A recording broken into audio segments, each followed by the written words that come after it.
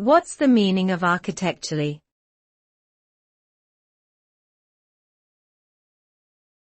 Architecturally.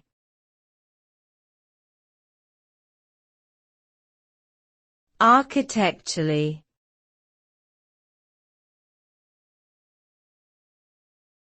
Architecturally.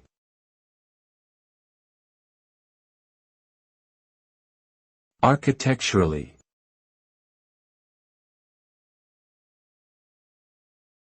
Architecturally refers to the design, structure, and layout of a building or system. It encompasses both the aesthetic and functional aspects of a structure, as well as its underlying framework. Architectural considerations are important in ensuring that a building or system is well designed, efficient, and structurally sound. In the context of software development, for example, architectural decisions can impact the scalability, maintainability, and performance of a system.